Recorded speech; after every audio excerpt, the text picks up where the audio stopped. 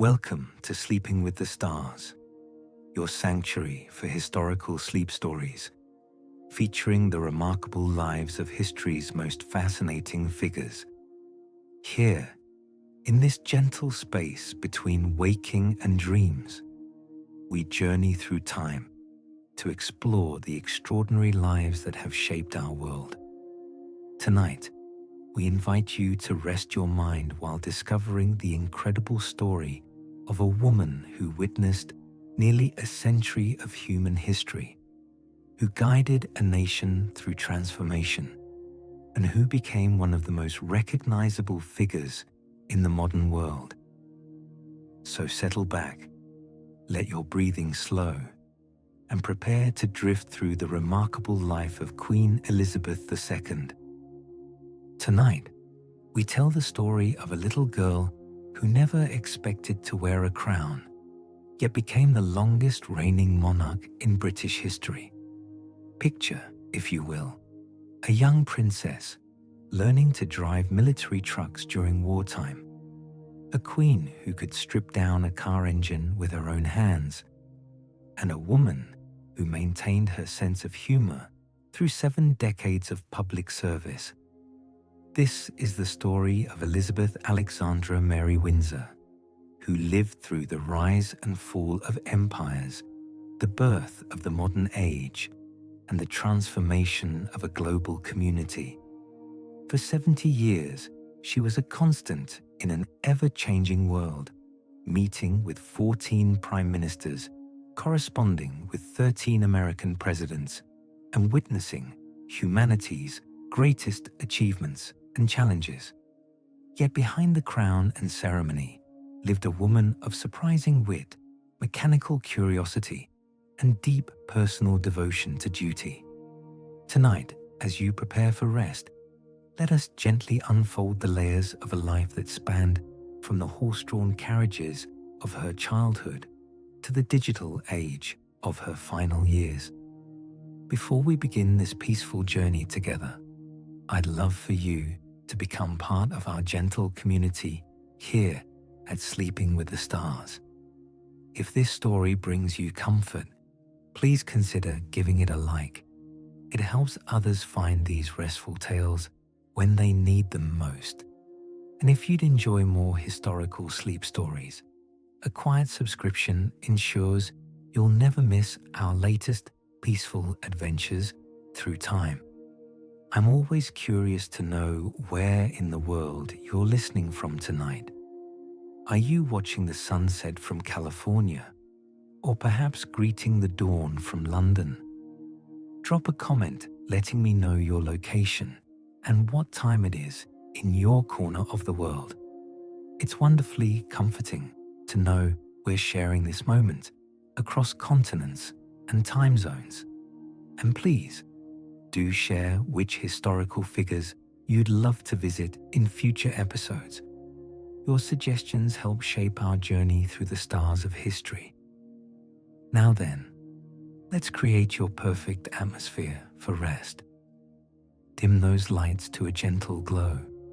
Settle yourself comfortably beneath soft blankets, perhaps with the whisper of a fan or the gentle patter of rain in the background.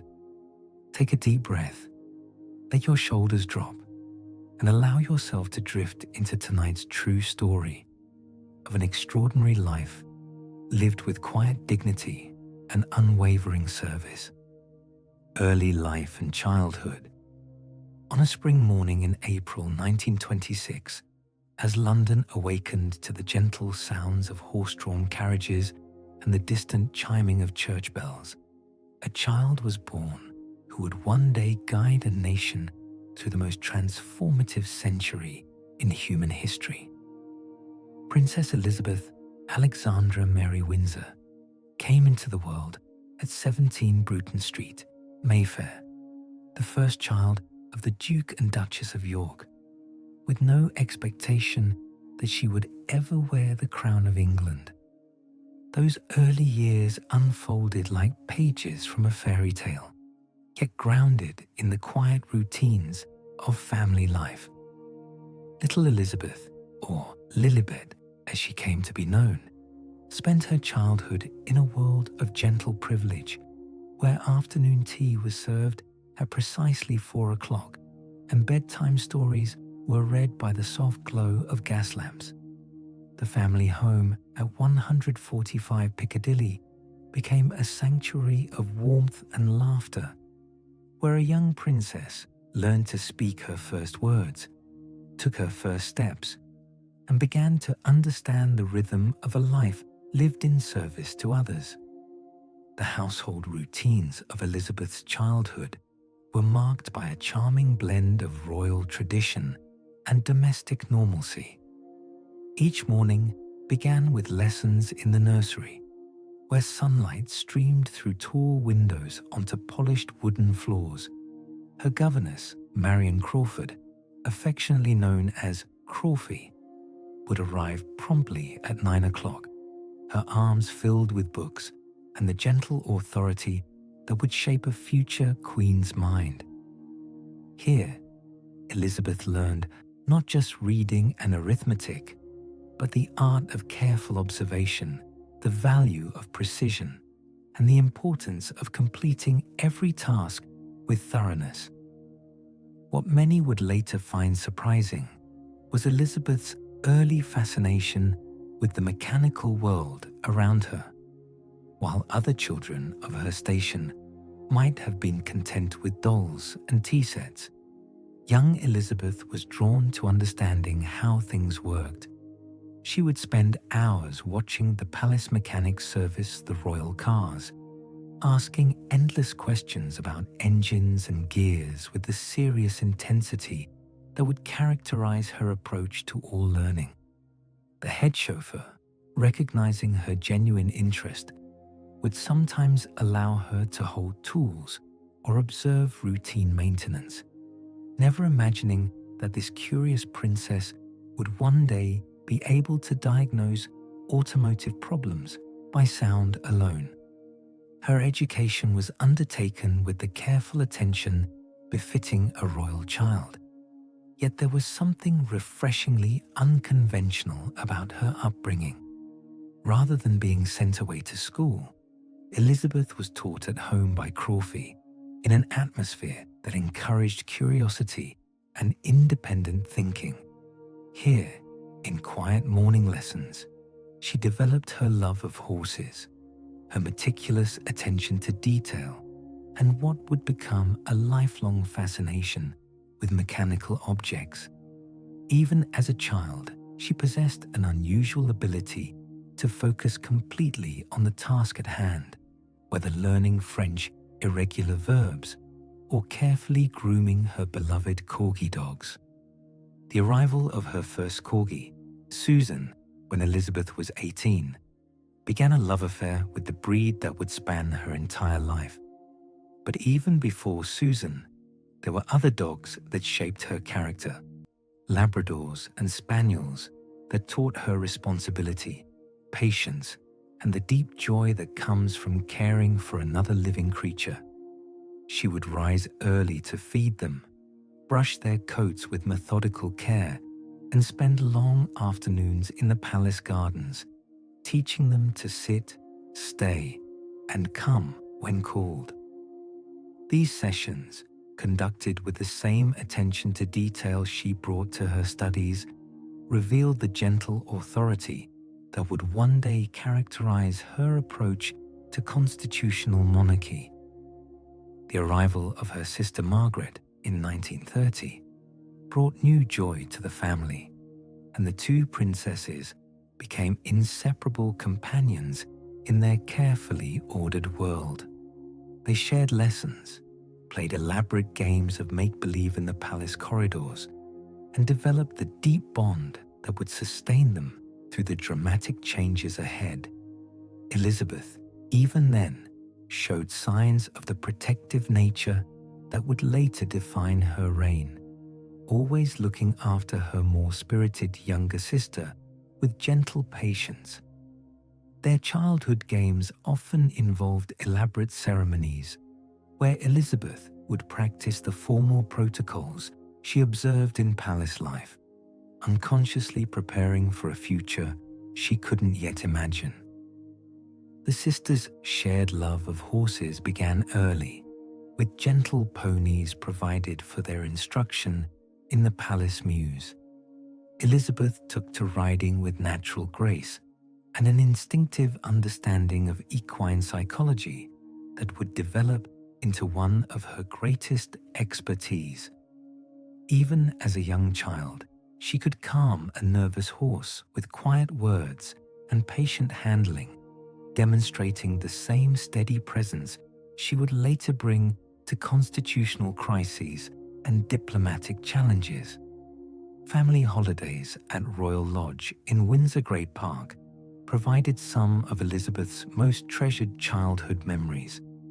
Here, away from the formal protocols of palace life, she could run freely through ancient woodlands, climb trees with the abandon of any child, and help tend the gardens that her parents cultivated with such care.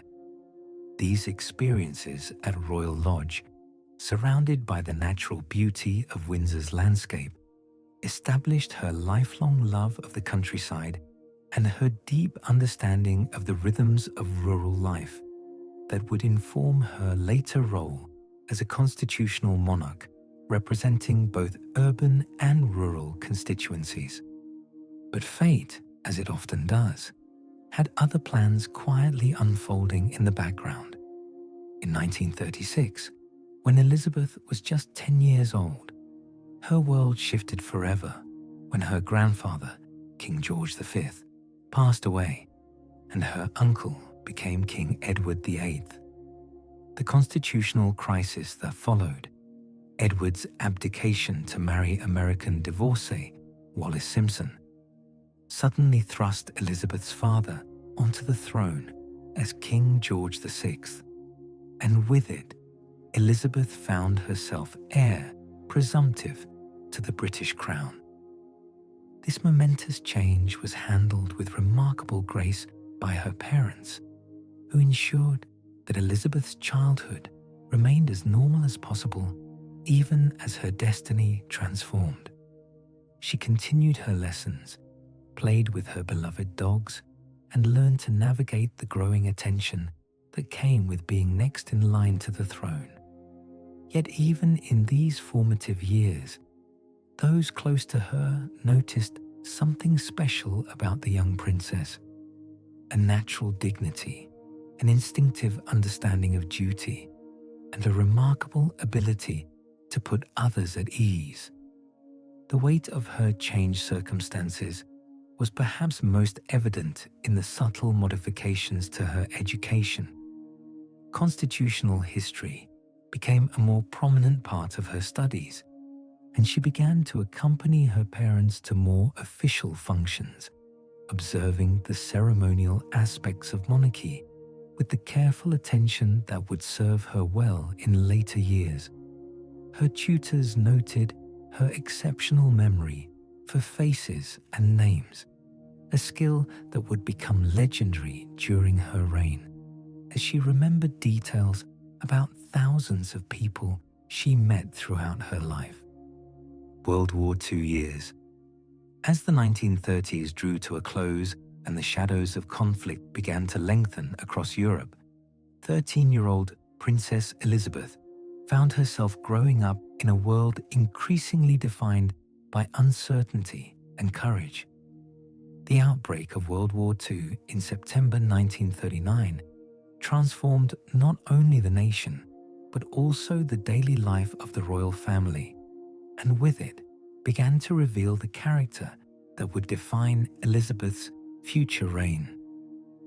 When London came under bombardment during the Blitz, there was considerable discussion about sending the two princesses to safety in Canada, away from the danger of German bombs. The Queen Mother's response became legendary. "The children won't go without me.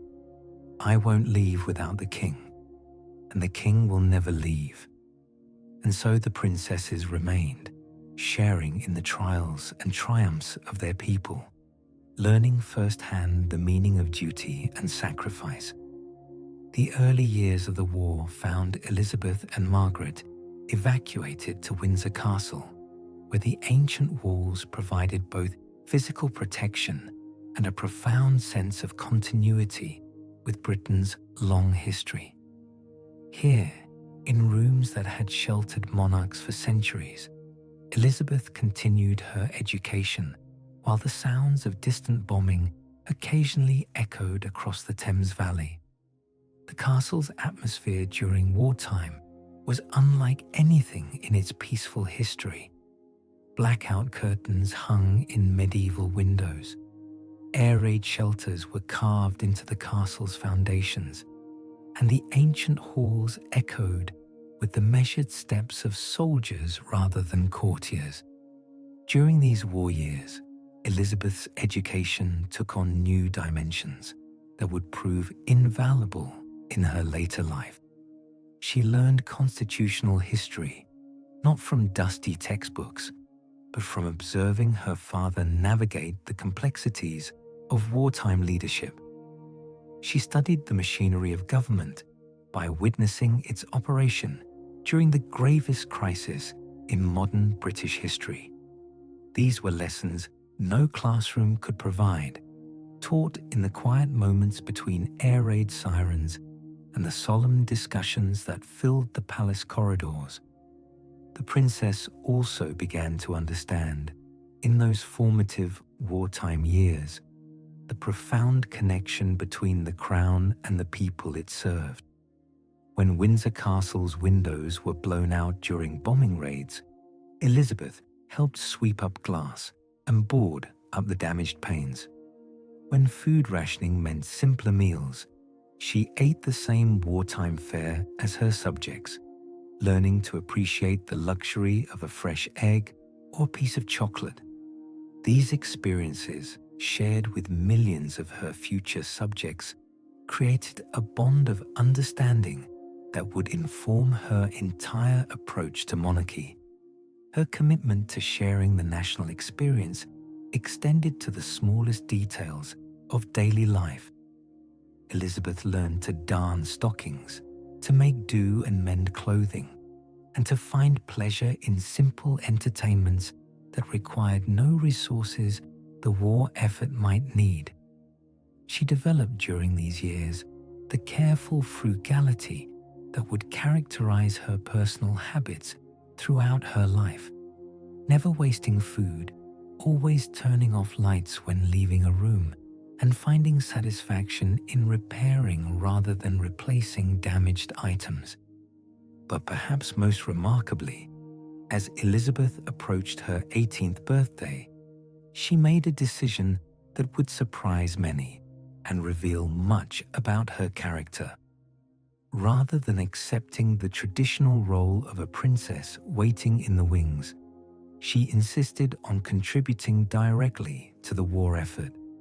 In 1945, she joined the Auxiliary Territorial Service, becoming the first female member of the royal family to serve full-time in the armed forces.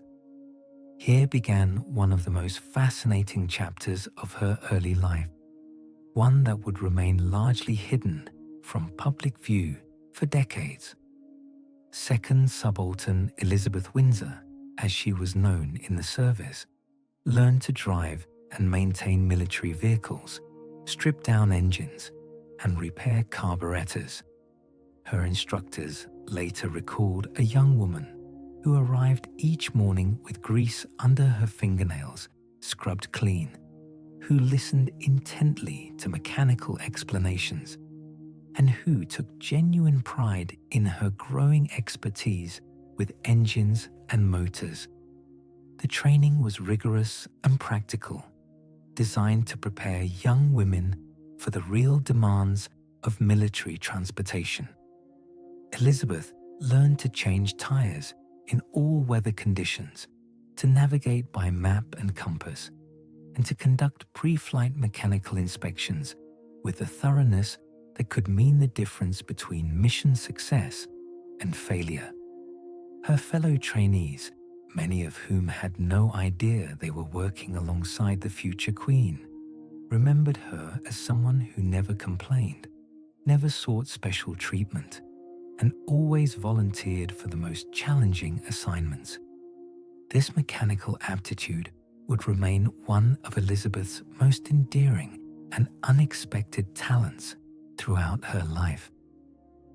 Long after the war ended, she would surprise guests at Balmoral by personally driving them through the Scottish Highlands. Her knowledge of her Land Rover's every mechanical quirk, evident in the smooth confidence of her handling. The young princess, who learned to change spark plugs during wartime, would become the queen who could diagnose engine trouble by sound alone, who insisted on maintaining her own vehicles, and who found genuine relaxation in the precise, methodical work of mechanical maintenance. The war years also marked her first tentative steps into public service. In 1940, at age 14, she made her first radio broadcast, speaking directly to the children of the Commonwealth who had been separated from their families. Her voice, clear and steady despite her youth, carried a message of hope and resilience that would become the hallmark of her later communications with the nation. The broadcast, heard by millions across the Empire and Commonwealth, established Elizabeth as a symbol of continuity and hope during Britain's darkest hour. These public appearances during wartime revealed another aspect of Elizabeth's developing character: her instinctive understanding of the symbolic power of the monarchy. When she appeared in public during the war, whether at a factory producing military equipment or at a hospital treating wounded servicemen, she dressed simply and spoke with genuine interest about the work being done. She understood, even as a teenager, that her presence was meant to acknowledge the sacrifices being made and to demonstrate the royal family's participation in the national effort. As victory finally came in 1945, Elizabeth emerged from the war years transformed from a sheltered princess into a young woman with practical skills, deep understanding of her people's struggles, and an unshakable sense of duty. The foundation had been laid for the remarkable reign that would follow.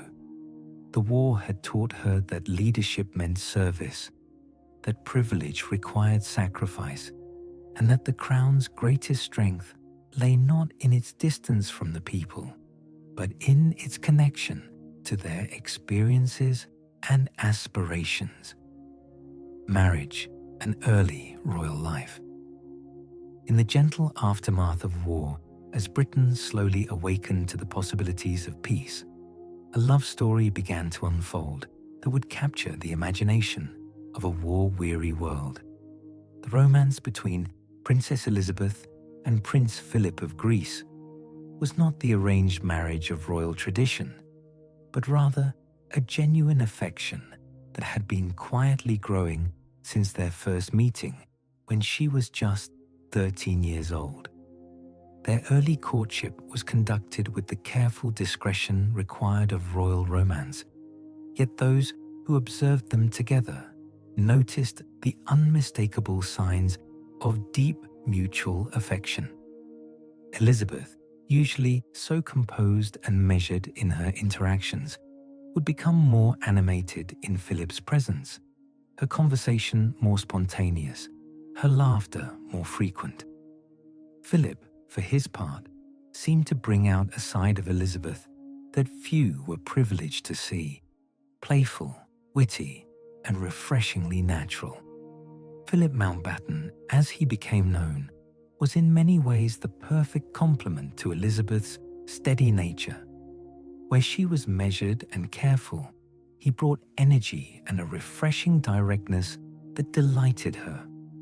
Their courtship, conducted partly through letters while Philip served in the Royal Navy, revealed a side of Elizabeth that few would ever see: playful, witty, and deeply romantic. Those who knew her well noticed how her eyes would light up when his letters arrived, how she would retreat to quiet corners to read them, always with the hint of a smile playing at her lips. The correspondence between them during Philip's naval service revealed the depth of their connection. Elizabeth's letters, written in her careful handwriting, spoke of her daily routines, her thoughts about the future, and her growing understanding of the responsibilities that awaited her. Philip's responses, more casual but equally heartfelt, brought news of his adventures at sea and reassurances of his constant devotion. This exchange of letters established a pattern of communication that would sustain their marriage through 7 decades of shared life and separate duties. Their engagement, announced in July 1947, brought the first taste of the media attention that would define their lives together. The engagement ring, crafted from diamonds taken from Philip's mother's tiara, symbolized both the blending of royal traditions and the personal nature of their commitment. Elizabeth wore it with obvious pride, often unconsciously touching it during public appearances as if to remind herself of the happiness it represented. The months leading up to their wedding were filled with the careful planning that royal occasions require, yet Elizabeth insisted on personal touches that reflected her own taste and character.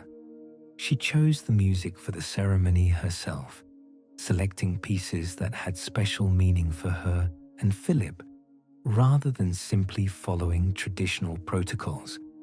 The wedding cake, 8 feet tall and weighing 500 pounds, was decorated with the couple's family emblems and personal symbols, creating a blend of public ceremony and private sentiment. Elizabeth's wedding dress, designed by Norman Hartnell and purchased with rationing coupons like any bride of the time, symbolized both the continuity of tradition and the new world that was emerging.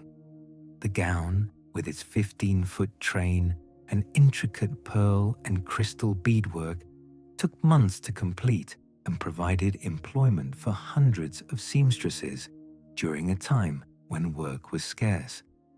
The ceremony itself was broadcast on radio to millions around the world, making Elizabeth's wedding one of the first truly global royal events. The sight of the young princess, radiant in her ivory silk gown, walking up the Abbey's ancient aisle on her father's arm, created images that would define romantic aspiration for a generation. Philip, resplendent in his naval uniform, waited at the altar with barely concealed emotion, his usual composed demeanor giving way to obvious joy and nervousness. The early years of their marriage unfolded with the quiet happiness of any young couple, albeit one living under the constant gaze of public attention. They made their first home at Clarence House, where Elizabeth delighted in the domestic routines that had been largely unknown to her sheltered upbringing. She learned to arrange flowers, choosing blooms from the palace gardens, and creating simple but elegant displays that reflected her preference for natural beauty over formal grandeur. She planned menus with the same attention to detail she brought to all her responsibilities, balancing nutrition, economy, and the dietary preferences of her household with the careful consideration that would characterize all aspects of her domestic management. The princess also took particular pleasure in creating the warm, welcoming atmosphere that would characterize her homes throughout her life. Clarence House, under her guidance, became a place where family photographs shared space with official portraits, where comfortable chairs invited conversation, and where the formality of royal protocol gave way to the easier rhythms of family life. Visitors often remarked on the unexpectedly cozy atmosphere Elizabeth created, with fires crackling in the grates, flowers arranged in simple vases, and the gentle presence of her beloved corgi dogs adding warmth to every room. The birth of Prince Charles in November 1948, followed by Princess Anne in August 1950, brought new dimensions of joy and responsibility to Elizabeth's life. Those close to the family remarked on how naturally motherhood came to her, how she would steal quiet moments between official duties to read bedtime stories and share the simple pleasures of childhood with her young children. Despite the demands of royal protocol, she insisted on being personally involved in their daily care, feeding them herself whenever possible, and maintaining routines that prioritize their emotional well-being over public convenience. Her approach to child-rearing reflected the same blend of tradition and innovation that characterized her entire approach to royal life. She insisted that Charles and Anne experience as normal a childhood as possible within the constraints of their position, encouraging them to play outdoors, to learn practical skills, and to understand the value of hard work. At the same time, she began their education in the responsibilities that their birth had placed upon them, teaching them through example the importance of duty, service, and putting the needs of others before their own comfort. But even as Elizabeth embraced the roles of wife and mother, the weight of her future destiny was never far from her thoughts. Her father's health, already fragile from the stresses of war, began to decline noticeably in the early 1950s. Elizabeth found herself gradually taking on more royal duties, serving as her father's representative at various functions, and beginning to understand the full magnitude of the role that awaited her. These early forays into solo royal duties revealed Elizabeth's natural aptitude for the ceremonial aspects of monarchy. She possessed an instinctive understanding of the symbolic importance of royal appearances, always dressing appropriately for the occasion, speaking with genuine interest to those she met, and maintaining the dignity that the crown required while remaining approachably human. Her staff noted her remarkable memory for faces and personal details, a skill that would serve her well throughout her reign as she built relationships with thousands of people across all walks of life. The tour of Kenya in February 1952 was meant to be a joyful adventure. Elizabeth and Philip's first major overseas tour together, a chance to see the Commonwealth firsthand and to represent the crown in the beautiful landscapes of East Africa. They stayed at Treetops, a unique hotel built in the branches of a giant fig tree, watching elephants and other wildlife gather at the watering hole below.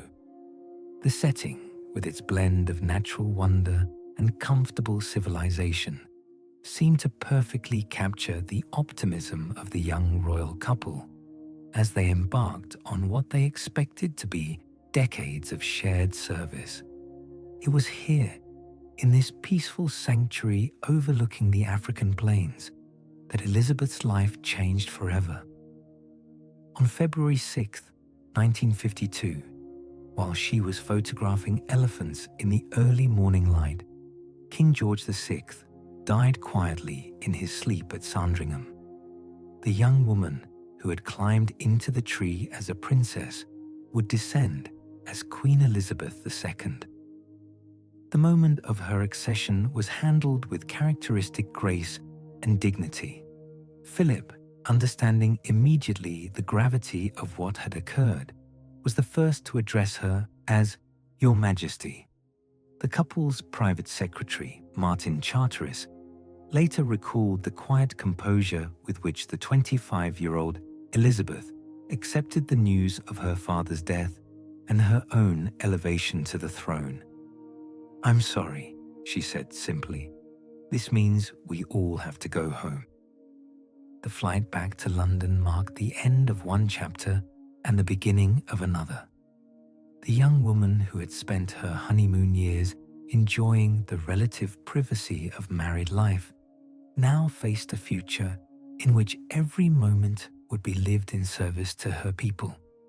Yet even in this moment of profound change, those who accompanied her noted Elizabeth's remarkable composure and her immediate acceptance of the responsibilities that had suddenly fallen upon her shoulders. The evolving monarchy. The early years of Elizabeth's reign unfolded like the careful choreography of an ancient dance, each step measured and deliberate, yet infused with the quiet revolution of a monarchy adapting to the modern world. The coronation of June 2nd, 1953, became not just a ceremony, but a symbol of transformation, as the young queen made the groundbreaking decision to allow the event to be televised, bringing the mystery and majesty of the crown directly into the living rooms of ordinary people for the first time in history.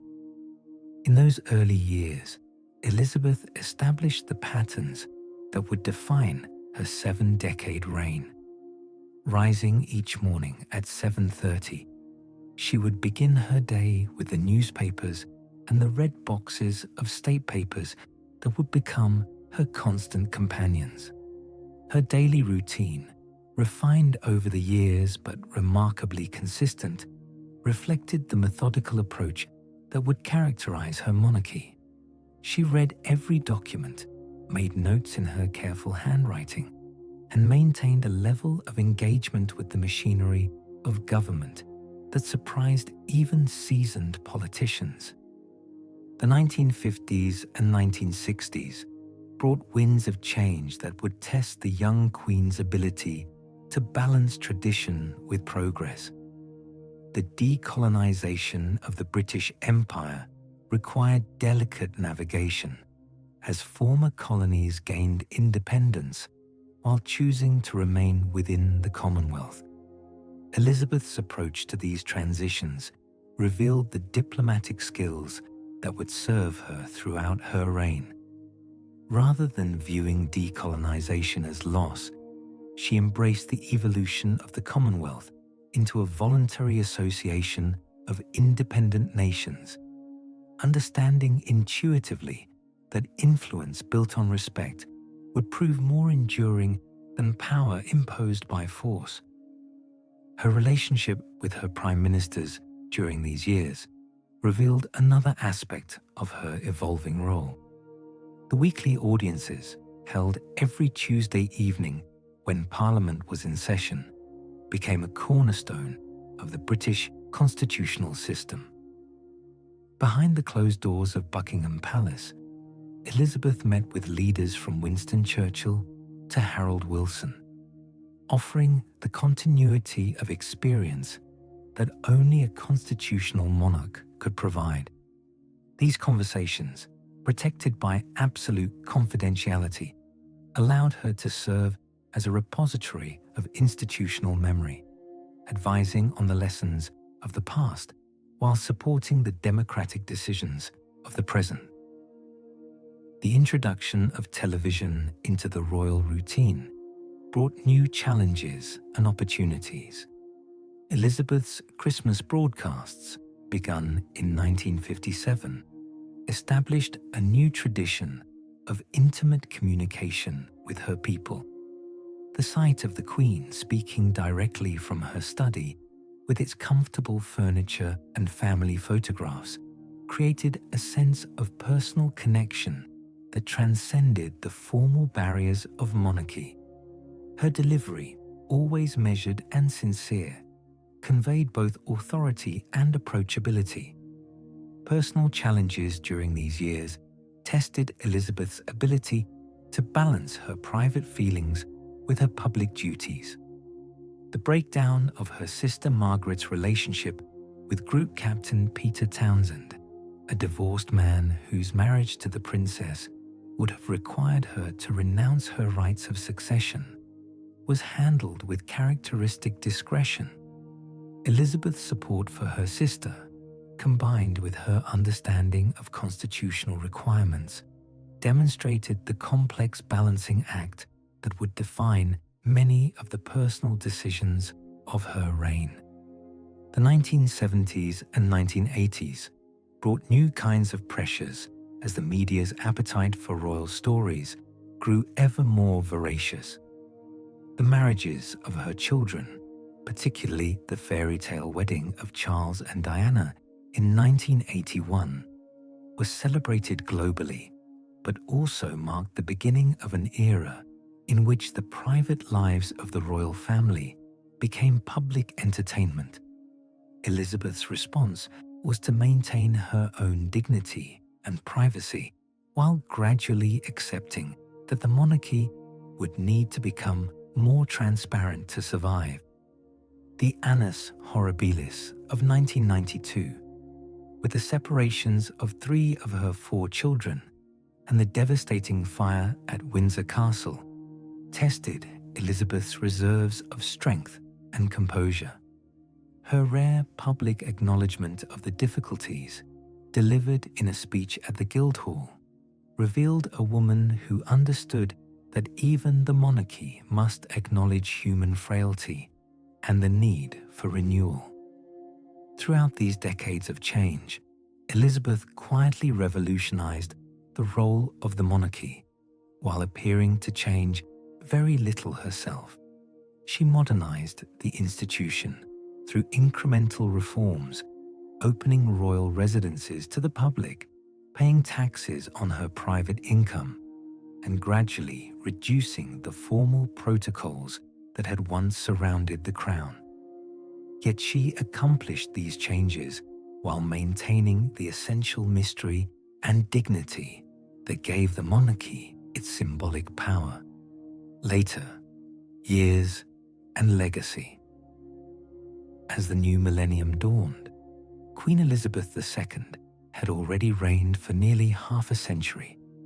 Yet the final chapters of her story would prove to be among the most remarkable. The woman who had guided Britain through the transformations of the 20th century now faced the challenge of leading a monarchy into an uncertain future, demonstrating once again her extraordinary ability to adapt while remaining fundamentally unchanged in her commitment to service. The Golden Jubilee of 2002 marked 50 years of reign, with celebrations that revealed the deep affection her people had developed for their steadfast queen. The sight of millions gathering along the mall, waving flags and singing "God Save the Queen" with genuine enthusiasm, surprised many observers who had predicted the decline of monarchical sentiment. Elizabeth's response to this outpouring of loyalty was characteristically gracious and humble. Her speeches acknowledging the partnership between crown and people that had sustained the institution through decades of change. The early years of the new century also brought profound personal loss. The deaths of her mother and sister within months of each other in 2002 marked the end of an era and left Elizabeth as the last survivor of the family that had faced the challenges of war and reconstruction together. Her handling of these losses, maintaining her public duties while privately grieving, exemplified the stoic grace that had become her trademark. The Diamond Jubilee of 2012 exceeded all expectations, with celebrations that spanned the globe and demonstrated the unique position Elizabeth had achieved not just as Britain's monarch, but as a figure of worldwide respect and affection. The Thames pageant, featuring 1,000 boats accompanying the royal barge down the river, created images of pageantry and continuity that seemed to bridge centuries of British history. Elizabeth's quiet presence at the center of these celebrations, acknowledging the cheers of millions while maintaining her characteristic composure, embodied the enduring appeal of constitutional monarchy. Perhaps most remarkably, the Platinum Jubilee of 2022 marked 70 years of reign, making Elizabeth the longest-serving British monarch in history. The celebrations, coming as they did in the final months of her life, took on an added poignancy as the nation sensed they might be witnessing the end of an era. Her appearance on the Buckingham Palace balcony, flanked by 3 generations of her family, created a moment of profound symbolism about continuity and change. Throughout these later years, Elizabeth's role as head of the Commonwealth took on increased significance. Her transformation of the organization from the remnant of empire into a voluntary association of 54 independent nations represented perhaps her greatest diplomatic achievement. Her understanding that the Commonwealth's future lay in partnership rather than hierarchy enabled the organization to survive and thrive long after the imperial connections that created it had faded into history. The challenges of these final decades also included navigating the complex emotions surrounding the death of Diana, Princess of Wales, in 1997. Elizabeth's initial response, prioritizing her role as grandmother over her public duties, was misunderstood by many at the time, but revealed the deeply human side of a woman who had spent her life balancing personal feelings with public obligations. Her eventual acknowledgement of Diana's unique contribution to the royal family demonstrated her ability to learn and adapt even after decades of experience. The COVID-19 pandemic presented Elizabeth with perhaps her final great challenge as monarch. Her address to the nation in April 2020, invoking the wartime spirit with the words, "We will meet again," became one of her most remembered speeches. The image of her, masked and distanced, attending her husband's funeral in April 2021, after nearly 74 years of marriage, captured the personal cost of a life lived in service to others. The final months of her reign were marked by the careful transition of duties to younger members of the royal family, a process handled with the same methodical attention to detail that had characterized her entire approach to monarchy. Her last official act, the appointment of Liz Truss as Prime Minister just 2 days before her death, symbolized the continuity of constitutional government that had been her life's work. When Elizabeth died peacefully at Balmoral on September 8, 2022, surrounded by family and the Scottish landscape she had loved throughout her life, she left behind a transformed monarchy and a changed world. The global outpouring of grief and respect that followed her death demonstrated the unique position she had achieved, transcending national boundaries to become a figure of universal admiration. Her legacy lies not in the grand gestures of history, but in the quiet consistency of 7 decades of service. She had promised on her 21st birthday that her whole life would be devoted to service, and she kept that promise with a dedication that never wavered. In an age of change and uncertainty, she provided the steady presence that allowed others to adapt and grow while maintaining continuity with the past. The Commonwealth of Nations she helped create The constitutional system she served with such dedication, and the example of duty and service she provided will endure long after the ceremonies of her funeral have faded from memory. Elizabeth Alexandra. Mary Windsor, who never expected to be queen, became one of the most significant figures of her age through the simple but profound act of keeping faith with the promises she made in her youth. And so we come to the end of our gentle journey through a remarkable life, a story that began with a little girl learning to curtsy in a London nursery and concluded with a woman who had become the living embodiment of an institution, a nation's grandmother, and a figure of global respect and affection. As you prepare for sleep tonight, let your mind rest on the extraordinary constancy of Elizabeth's life, the way she maintained her essential character while adapting to 7 decades of unprecedented change, the quiet dignity with which she faced both triumph and tragedy, and the simple but profound power of keeping one's word across the span of nearly a century. Think of her daily routine, maintained with such careful attention for so many years, and let it remind you of the peace that comes from structure and purpose. Picture the gentle rhythm of her days at Balmoral, walking among the heather with her beloved dogs, or the quiet satisfaction she found in the mechanical precision of her Land Rover as she drove through the Highland landscapes she treasured.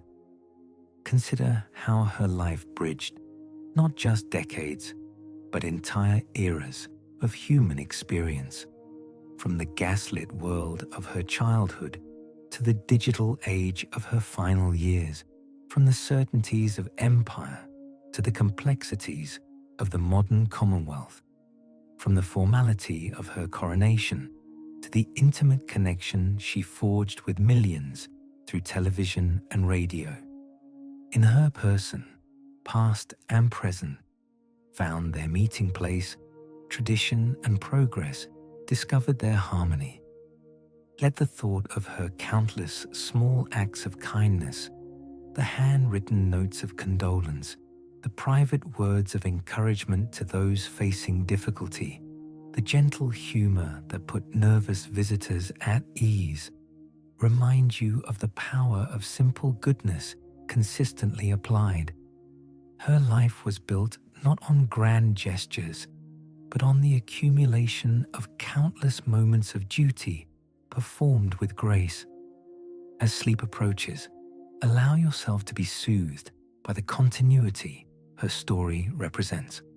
In a world of constant change, she provided the steady presence that reminded us of enduring values, service, duty, constancy, and dignity. These qualities, embodied in one remarkable life, offer comfort in their timelessness and peace in their reliability. Rest now in the knowledge that some things do endure, that commitment can be kept, and that a life lived in service to others creates ripples of good that extend far beyond any individual existence. Like the ancient oak trees at Windsor Great Park that Elizabeth walked among for so many years, some lives grow slowly but surely, providing shelter and strength for all who shelter beneath their branches.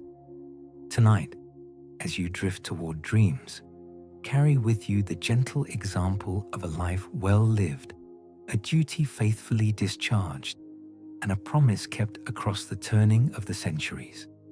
In her story, we find reassurance that constancy is possible, that service brings its own deep satisfaction, and that the simple act of keeping faith can transform both the keeper and the world around them. From the echoes of the past to the peace of tonight. Good night, and keep sleeping with the stars.